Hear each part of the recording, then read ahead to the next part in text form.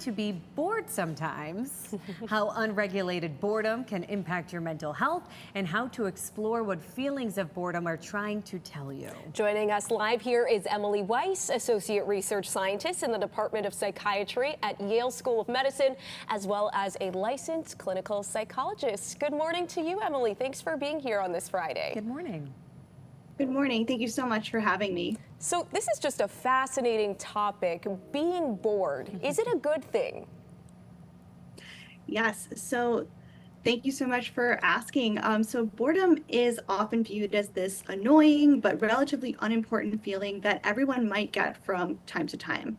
And like a lot of feelings that are unpleasant or that we don't like, our immediate reaction might be to just try to make this go away as quickly as possible.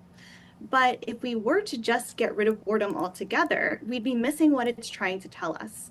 And one reason that being able to experience boredom and having times when you are bored is important is that it can often be a signal that there's a mismatch between our attentional resources and the effort that we're putting into something and the environment that we're in. So it's a signal that we might need to make an adjustment to what we're doing or how we're engaging with our environment. And if we didn't have this signal, we'd probably be spending a lot of time and a lot of resources on things that aren't giving us the return that we want or that we need. Very interesting. Okay, so there is a difference between good boredom, and unregulated boredom. So tell us about, first of all, what unregulated boredom is and why it can have a negative effect on our mental health. That's a great question. So, like I said, while having boredom in our lives is not necessarily a bad thing in and of itself, when boredom becomes persistent, when it becomes pervasive, that's when we can start to see negative impacts on our mental health. So research that we often see across several different psychiatric conditions. So just as a few examples, studies have shown that prolonged boredom can increase the likelihood that someone will engage in self-injurious behaviors, that someone will engage in binge eating or overeating, that someone will use substances, or that someone will make riskier decisions. In addition to this, studies have shown consistently that people who experience pervasive boredom are more likely to also experience symptoms of depression.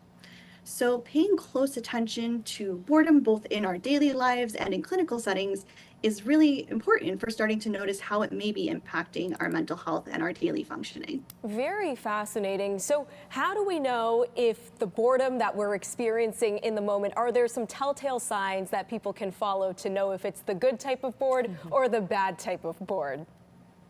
That's an excellent question. So I think what's important is first slowing down and recognizing that boredom, any kind of boredom, is a feeling.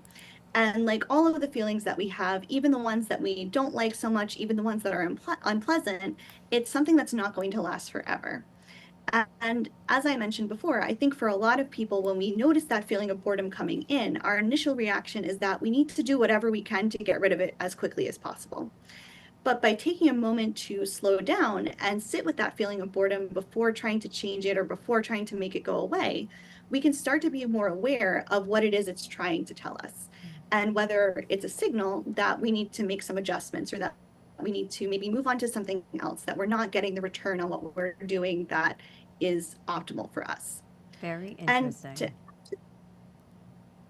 Thank you so much. Emily Weiss with Yale School of Medicine. We really appreciate your time. Thank you.